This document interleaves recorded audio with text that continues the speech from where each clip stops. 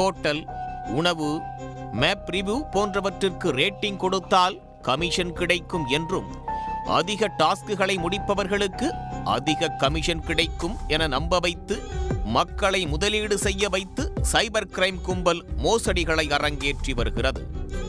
Cambodia உள்ளிட்ட வெளிநாடுகளில் இருந்தும் வட மாநிலங்களில் இருந்தும் மோசடியை அரங்கேற்றும் கும்பல் இங்குள்ளவர்களின் வங்கிக் கணக்கை வாடகைக்கு எடுத்து மோசடியை அரங்கேற்றுகிறது. இதே பாணியில் திருப்பூரைச் சேர்ந்தவரிடம் கோவையைச் சேர்ந்தவரின் வங்கிக் கணக்குகள் மூலம் மோசடி அரங்கேற்றப்பட்டுள்ளது. மோசடிக்கு உதவிய 4 பேரை திருப்பூர் போலீசார் கைது செய்துள்ளனர்.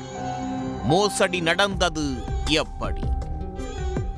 திருப்பூரைச் சேர்ந்த 30 வயது இளைஞரின் வாட்ஸ்அப் எண்ணுக்கு சமீபத்தில் பகுதி நேர வேலைவாய்ப்பு குறித்து ஒரு குறுஞ்செய்தி வந்துள்ளது.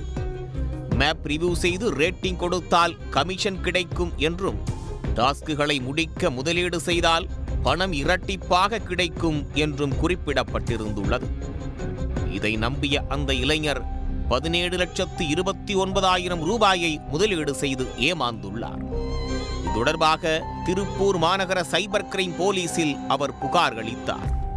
போலீசார் வழக்கு பதிவு செய்து விசாரணை நடத்திய போது இளைஞர் பணம் அனுப்பிய வங்கிக் கணக்கு கோவையைச் சேர்ந்த அனூப் என்பவருக்கு சொந்தமானது என்பது தெரிய வந்தது.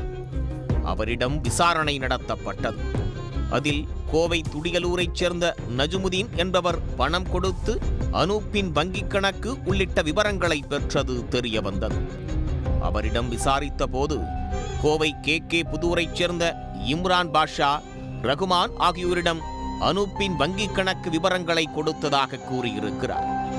அவர்களை பிடித்து விசாரித்த போது வெளிநாட்டில் உள்ள மோசடி கும்பல்களுக்கு வங்கிக் கணக்கை கொடுத்து அதன் மூலம் மாதம் தோறும் பணம் பெற்று வந்தது தெரிய வந்தது. இதையடுத்து வெளிநாட்டு மோசடி கும்பலுக்கு உதவிய 4 பேரையும் கைது செய்து அவர்களிடமிருந்து 4 மொபைல் போன்களையும் போலீசார் பறிமுதல் செய்தனர். இது மட்டுமல்லாமல் ஏழ்மை நிலையில் உள்ளவர்களுக்கு பணம் கொடுத்து அவர்களின் ஆவணங்களை பெற்று அவர்கள் வங்கியில் கணக்குகளை தொடங்கி அதனை மோசடிக்கு பயன்படுத்தி வந்துள்ளனர். இம்ரான் பாஷா, ரகுமான் இங்கு துவங்கப்படும் வங்கிக் கணக்கு போன்ற விவரங்களை துபாயில் உள்ள மோசடி கும்பல்களிடம் கொடுத்துள்ளனர். அவர்கள் பகுதி நேர வேலை உள்ளிட்ட பல்வேறு மோசடிகள் மூலம் கிடைக்கும் பணத்தை இந்த வங்கிக் கணக்குகள் மூலம் மோசடி செய்தது தெரிய வந்துள்ளது. இதனையடுத்து கைதான 4 பேரையும் சிறையில் அடைத்த போலீசார் மோசடி வங்கிக் கணக்குகளையும் முடக்கம் செய்துள்ளனர்.